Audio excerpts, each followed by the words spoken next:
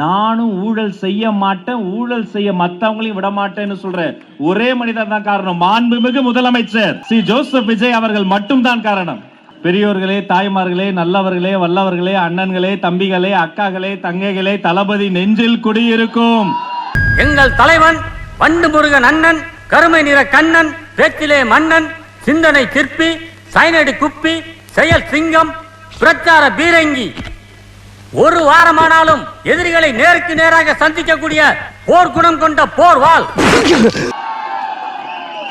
விருகையின் வேங்கைகளை அடேங்க அப்பா, மாநாடு மாதிரி ஒரு கூட்டம்.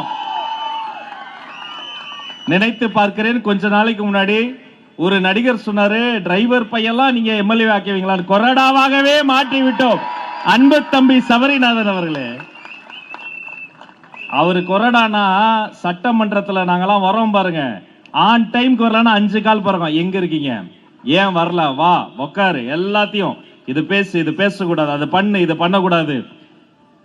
அர்ஜுனனுக்கு கிருஷ்ண பரமாத்மா சாரதியாக கிடைத்ததை போல ஒரு பாக்கியம் கிடைக்குமா ஒரு பகவான் இல்லையா? அதை போல எங்கள் சட்டமன்றத்திற்கே ஒரு சாரதியாக தம்பி சபரி இருக்காப்புல. அவருடைய தொகுதி இது, அவருடைய மண் இது. மிக சிறப்பான ஒரு ஏற்பாடு. அவருக்கு பலம் சேர்க்கிற வகையில அனைத்து வேன் உரிமையாளர்களினுடைய சங்கமாக இருக்கட்டும், தொழிற்சங்கமாக இருக்கட்டும், பல்வேறு வகையான சங்கங்களிலும் கட்டி ஆண்ட இருக்கக்கூடிய ஒரு மூத்த ஒரு தோழர் அன்பு அண்ணன் கமலக்கண்ணன் அவர்களுக்கும் அவர் சார்ந்த ஒருங்கிணைப்பாளர்கள். இந்த பூமிக்கு ஒரு புவியீர்ப்பு விசை இருக்கு, என்ன போட்டாலும் திரும்ப ஓடி வந்து இங்க ஒட்டிக்கும். எங்க தலைவருக்கு ஒரு புவியீர்ப்பு விசை இருக்கு, எல்லா கட்சியில இருந்தும் அவர்கிட்ட ஓடி வந்து நல்ல தலைமைனா அது இவர் தான் வந்துருவாங்க.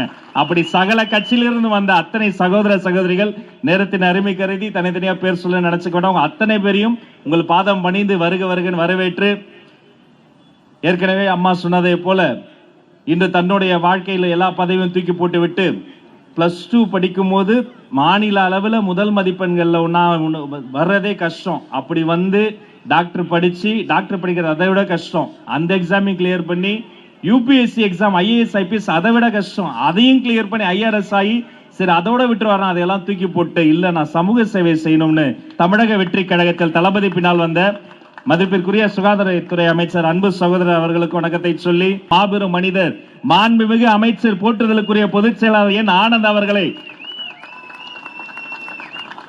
இன்னும் சில மணி நேரத்துல அவருடைய பிறந்த தினம். 100 ஆண்டு காலம் வாழணும்னா, நீ நோய் நொடி இல்லாம வாழணும்னா, தளபதியினுடைய மனசுல இருக்கிற மாதிரி உள்ள நுழையும் போது, நான் இங்கே இருந்தாலும் எந்த இடம் எனக்கு தெரியாது, எல்லாமே சின்ன சின்ன இடமா இருக்கும். எங்க அவங்க இடம் பிடிச்சிருக்காங்க, உள்ள நுழைஞ்ச உடனே அப்படி அந்த முதல் படத்தில் இருந்து 1992 இருந்து அப்படியே அலங்கார வளைவு முழுக்க உழைப்பு உழைப்பு உழைப்பு, ஒவ்வொரு படத்திலும் உழைத்து முன்னேறிய ஒரு மாமனிதனுக்கு வைத்திருக்கிற இந்த அலங்கார வளைவை சொல்வதா, அலைகடலென திரண்டு வந்திருக்கிற இந்த கூட்டத்தை சொல்வதா?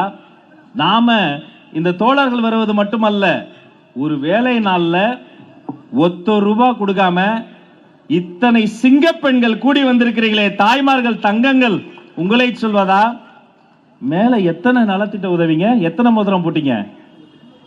பிறந்த குழந்தைக்கு தங்க மோதிரம், படிக்கும் குழந்தைக்கு விஜய் படிப்பகம், படிப்பில் ஜெயித்தால் தளபதி கல்வி விருதுகள், வாழ்வில் ஜெயிக்க விஜய் குருதியகம், வயிற்றை நிறைக்க விஜய் விலையில்லா விருந்தகம். குடிப்பகம் நடத்துற கட்சி கிடையாதுங்க, தளபதி பேர்ல படிப்பகம் நடத்தக்கூடிய கட்சியாக தமிழக வெற்றி கழகம் இருக்கிறது. அந்த வரிசையில இங்கேயும் மோதிரம் போட்டிருக்கீங்க. நான்லாம் கொஞ்சம் சீக்கிரமா பிறந்துட்டேன், கொஞ்சம் லேட்டா பிறந்திருந்தா பொதுச் செயலாளர் எனக்கும் தங்க மோதிரம் போட்டிருப்பாரு. என் சிஸ்டர்ஸ்கள் சொல்லியிருக்கேன், ராசியான கையால மோதிரம் வாங்கியிருக்கீங்கம்மா, நல்லா இருக்குமா அந்த குழந்தை, நல்லா இருக்கும். ஏன்னா மொத்த வாழ்க்கையும் பொது துண்டுக்காக அர்ப்பணித்து விட்டோம். நான் பலமுறை கேட்டிருக்கிறேன், அண்ணனை பார்க்கும்போது ஓயாம ஓடுவாரு, உழைப்பாரு, வேற சிந்தி உழைக்கிறத பார்த்துருக்கிறோம். கோயம்புத்தூர்லாம் இந்த பாகம ஒரு மாநாடப்ப அப்படி எகிரி குதிக்கும் போது ஒரு இரும்பு கம்பி குத்தி ரத்தம் கொட்டுது. அவர் ஒயிட் அண்ட் ஒயிட்ல வேற இருப்பாரு, அந்த வெள்ளை பேண்ட்ல அப்படியே ரத்தம் கொட்டுது. வாங்கின ஹாஸ்பிட்டல் போலான்றோம். தளபதி எப்ப வேணா விமான நிலையம் வந்துருவாரு, அங்க வேற கூட்டம் அதிகமாயிருச்சுன்றாங்க. அடுத்து 11 மணி நேரம் வெறும் கர்ச்சிப்பை கட்டி கொண்டு ஓடி ஓடி உழைத்து தளபதியை நல்லபடியாக சென்னைக்கு அனுப்பிவிட்டுதான் மருத்துவமனைக்கு வந்தார் அந்த மனிதர். பொது தொண்டு நீங்க பார்த்திருப்பீங்க, பனையூர்ல எத்தனை வாட்டி கடுமையான கூட்டம் வந்துடும். 500 பேரும் வாங்க, அங்க போய் பார்த்தா 15,000 பேர் வந்துருவாங்க. அப்பெல்லாம் பல முறை எதிர்கட்சியா இருக்கும்போது நாங்கெல்லாம் போன் பண்ணி கெஞ்சோம், சார் கொஞ்சம் வந்து உதவி பண்ணுங்க சார், கொஞ்சம் ஹெல்ப் பண்ணுங்க சார். இதோ உடனே வருவாங்க அப்படின்னு எதிர்பார்ப்போம், வரமாட்டாங்க. அதுக்கு மேல இருக்கிறவங்க கொடுத்த அழுத்தம். ஆனா அதே பனையூர்ல எத்தனை பேர் வந்தாலும் எல்லாரையும் இலை விரிச்சு, வாழை இலை விரிச்சு அவங்கள சாப்பிட வச்சு, எல்லாரும் சாப்பிட்டு முடித்த பிறகு அந்த பேப்பர்லாம் ரோல் பண்ணி எடுத்துட்டு எல்லாரையும் வீட்டுக்கு அனுப்பி விட்ட பிறகுதான் தன்னுடைய உணவில் கை வைக்கக்கூடிய மனிதர் எங்களுடைய பொதுச் செயலாளர். இதை பார்த்து நாங்க கத்துக்கிறோம். அவர் அப்படி பண்ணும்போது நாங்க என்ன பண்ணுவோம்? சபரியும் இறங்கிடுவாரு. எல்லா மாவட்டத்தில் அப்புன்னு அண்ணன் எல்லாரும், பூக்கடை குமார் எல்லாரும் வந்துருவாங்க. எல்லாரும் அவர் வேலை செய்யும்போது நாங்க சும்மா இருக்க முடியுமா? ஈஸியா சார் வந்து ஒரு பாட்டில் வைப்பாரு, வாட்டர் பாட்டில் வைப்போம், ஸ்வீட் வைப்போம், நாங்க சாம்பார் ஊற்றுவோம். எல்லாரும் வந்த மற்றவங்க எல்லாம் சாப்பிட்ட பிறகுதான் நாங்க சாப்பிடுவோம். ஏங்க 2 வாரம் முன்னாடி பனையூர்ல மாற்றுக் கட்சியில இருந்து சேர ஒரு தலைவர் வந்திருந்தாரு. அவரை உட்கார வச்சுட்டு மாண்புமிகு அமைச்சர் நான் ஏஞ்சி நின்றுக்கிட்டோம். அண்ணா நீ உட்காருனான்னு அவர் சொல்றாரு, 40 வருஷம் ஒரு கட்சியில இருந்த தம்பி, நான் வரும்போது நகர ஒன்றியம் கூட அவங்க இடத்த விட்டு தர மாட்டாங்க.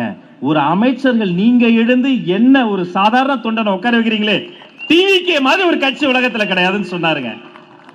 அப்படி எங்களை ட்ரைனிங் கொடுத்து ஆளாக்கி அழகு பார்ப்பவர் எங்களுடைய பொதுச் செயலாளர். இங்க பாருங்க, என்னப்பா யானையவே கொண்டு வந்துட்டீங்க? இரட்டை போர் யானைகளும் இந்த அரங்கத்திலே இருக்கு. அந்த இரட்டை போர் யானைகளும் தமிழக வெற்றி கழகத்தினுடைய இந்த மஞ்சள் சிவப்பு கொடியும் தன்னலம் கருதாது உழைக்கக்கூடிய தன்னார்வம் மிக்க இந்த தம்பிகளும் ஒரு சொல் சொன்னா போதும் அப்படியே கட்டுப்பட்டு அலை கடலான வந்து நிற்கக்கூடிய இந்த சிங்க பெண்களும், மேடைதோறும் நடைபெறக்கூடிய இந்த நலத்திட்ட உதவிகளும், தங்க மோதிரம் மட்டும் கிடையாதுங்க. நம்ம பகுதிக்கு ரொம்ப தேவையான தெரியுமா? சின்ன சின்ன சந்தா இருக்கு. ஒரு ஆபத்துக்கு, ஒரு அவசரத்துக்கு ஒரு ஆம்புலன்ஸ் போன் பண்ணா வராது. என்னுடைய அப்பா, அவருக்கு ஒரு நாள் மாரடைப்பு, விடிஞ்சா சேலத்துல தமிழக வெற்றி கழகத்துக்கு முதல் மாநாட்டுக்கான பயிற்சி பட்டறைக்கு நான் போனோம். தவிச்சு போயிட்டேன்.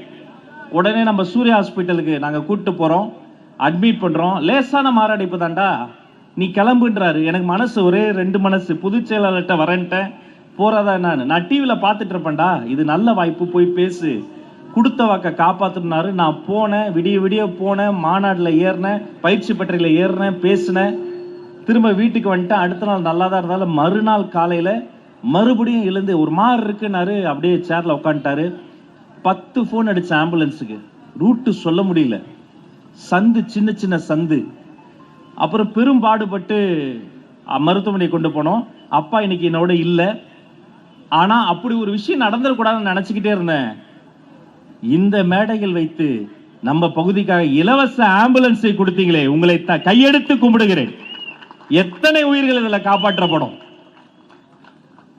இதுதாங்க தமிழக வெற்றி கழகம். எங்களுக்குள்ள எந்த போட்டி பொறாமையும் இருக்காது, எங்களுக்குள்ள எந்த பங்காளி சண்டையும் இருக்காது. ஒரே ஒரு போட்டி, யாரு நல்லது பண்றது, நலத்திட்டம் பண்றதுல போட்டி போடுவோமே தவிர பொறாமையில் போட்டி போடாத ஒரு சூரிய வம்சம் படம் பார்க்கிற மாதிரி ஒரு குடும்பம் இருக்குன்னா அது இந்த மேடை தான். இதை பார்த்தாலே தெரியும். இப்படிப்பட்ட தமிழக வெற்றி கழகத்தின் சார்பில் நிறைய நலத்திட்டங்களை நாங்க எதிர்கட்சியா இருந்த போது செய்தோம். இப்ப ஆளுங்கட்சி ஆயிட்ட பிறகும் அதை செய்யறோம். அதற்கு ஒரே காரணம், சாதாரண எளிய வீட்டு பிள்ளையை கூட கையை பிடிச்சு தூக்கி விடக்கூடிய ஒரு மனிதர் தான் காரணம். நானும் ஊழல் செய்ய மாட்டேன், ஊழல் செய்ய மற்றவங்களையும் விட மாட்டேன்னு சொல்ற ஒரே மனிதர் தான் காரணம். மாண்புமிகு முதலமைச்சர் ஸ்ரீ ஜோசப் விஜய் அவர்கள் மட்டும்தான் காரணம். அவர் உத்தரவிட்டார், பள்ளிக்கூடம் வரவழியில் இருந்த 717 டாஸ்மாக் கடைகள் மூடப்பட்டன. அவர் கட்டளையிட்டார், கல்வி சான்றிதழ்களுக்காக காசு வாங்கின அந்த கல்ச்சர் அதோடு அடியோடு நிறுத்தப்பட்டன. அவர் கட்டளையிட்டால் காவல்துறையிலேயே சிங்க பெண்கள் சிறப்பு காவல் படை என்று சிறகடித்து பறக்கக்கூடிய புதிய படைப்பிரிவே தமிழக காவல்துறையில் உருவாக்கப்பட்டது. அவர் ஆணையிட்டார், அது நடந்து கொண்டிருக்கிறது. இனி இந்த ஏழைகள் வேதனை படமாட்டார்கள் என்று சொல்லி உங்கள் அத்தனை பேருக்கும் நல்லதே நடக்கட்டும் என பாராட்டி விடைபெறுகிறேன். நன்றி, வணக்கம்.